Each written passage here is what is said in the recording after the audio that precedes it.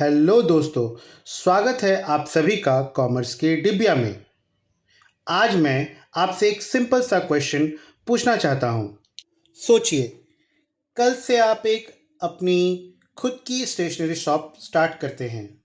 रोज़ आप notebook purchase करते हैं, पेन और कॉपीज सेल करते हैं, शॉप का रेंट पे करते हैं, इलेक्ट्रिसिटी बिल भरते हैं, कस्टमर से पेमेंट रिसीव करते हैं, कुछ कस्टमर्स को उधार पर भी सामान देते हैं। अब मुझे बताइए, क्या आप एक महीने बाद ये सब ट्रांजैक्शंस याद रख पाएंगे? शायद। लेकिन 6 महीने बाद या फिर 1 साल बाद? बिल्कुल नहीं। अगर कोई आपसे पूछे, आपकी शॉप ने इस साल कितना प्रॉफिट कमाया, या आपके पास कितना स्टॉक बचा है, या आपको कितना पैसा कस्टमर से लेना है, तो क्या आप बिना रिकॉर्ड देखे आंसर दे पाएंगे? नहीं, बिल्कुल नहीं। इसी प्रॉब्लम का सलूशन है अकाउंटिंग। आज की वीडियो बहुत इंपॉर्टेंट है क्योंकि ये अकाउंटिंग की फाउंडेशंस है। आज हम बहुत सिंपल लैंग्वेज में समझेंगे book keeping, accounting, difference between book keeping and accounting, characteristics of accounting, objectives of accounting, advantages of accounting, disadvantages of accounting. अगर आप बिगनर हैं, टेंशन लेने की बिल्कुल ज़रूरत नहीं है। वीडियो के एंड तक आपको सब कुछ क्रिस्टल क्लियर हो जाएगा। तो शुरू करते हैं। सबसे पहले समझते हैं बुक कीपिंग। मान लीजिए अमर की एक ग्रॉसरी शॉप है। मंडे को 20,000 का माल परचेज किया, ट्यूसडे को 8,000 की सेल हुई, वेंसडे को 5,000 का रेंट दिया, थर्सडे को 10,000 की सैलरी पे की। अब सोचिए, अगर ये सारे ट्रांजैक्शंस कभी लिखे ही ना गए हों तो 2 महीने बाद कैसे पता चलेगा कितनी सेल हुई, कितना खर्च हुआ, कितना परचेज हुआ, कितना स्टॉक बचा? आंसर है, पता नहीं चलेगा। इसीलिए हर बिजनेस अपने डेली फाइनेंशियल ट्रांजैक्शंस को लिखता है। इसी प्रोसेस को बुक कीपिंग कहते हैं। Definition of book keeping: bookkeeping is the process of recording all financial transactions of business in a systematic and chronological manner. अब सिंपल वर्ड्स में समझते हैं कि बुक कीपिंग का मतलब है बिजनेस के हर फाइनेंशियल ट्रांजैक्शंस को डेट वाइज और प्रॉपर मैनर में रिकॉर्ड करना।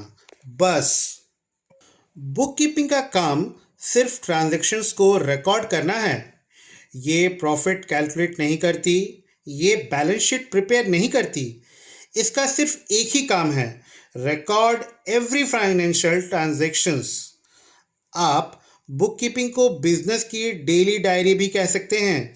जैसे हम अपनी डेली एक्टिविटीज डायरी में लिखते हैं, वैसे ही बिजनेस अपनी फाइनेंशियल एक्टिविटीज बुक कीपिंग में लिखता है।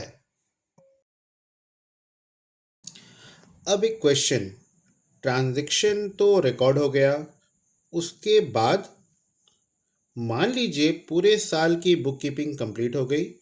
अब ओनर पूछता है, हमारा कंपनी प्रॉफिट में है या लॉस में?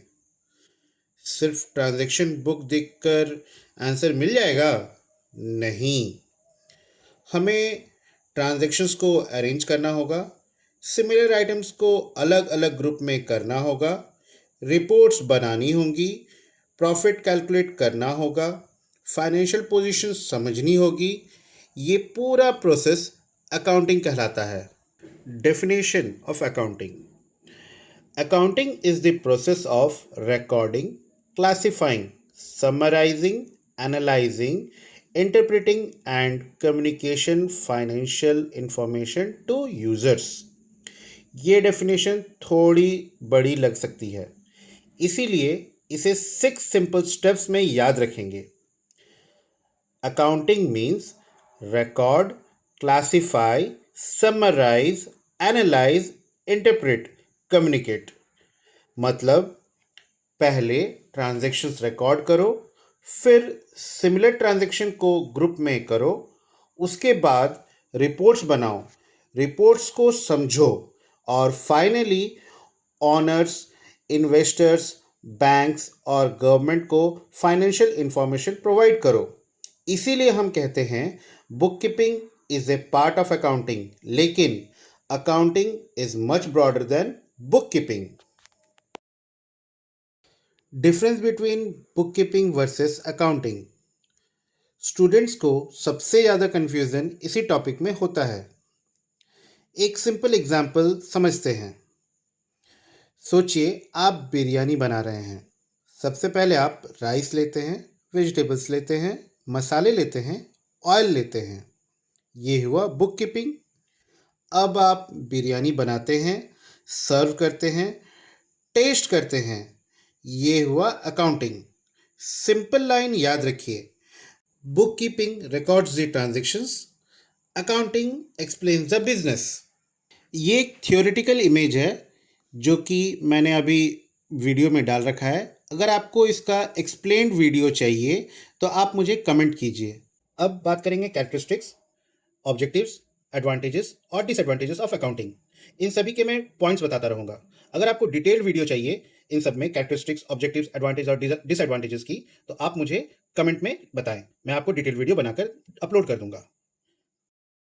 अब बात करते हैं अकाउंटिंग की कैरेक्टरिस्टिक्स की। First point, financial transactions only. Second, monetary measurement. Third, systematic recording. Fourth, classification. Fifth, summarisation. Sixth, analysis and interpretation.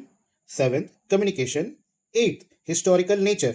Ninth, based on accounting principles. And 10th, helps in decision making. अब बात करते हैं objectives की। Objectives of accounting. पहला, to maintain systematic records. Second point, to determine profit और loss. Third, to know the financial position. Fourth, to provide financial information. Fifth, to help management make better decision. Sixth, to comply with GST, income tax and other legal requirements.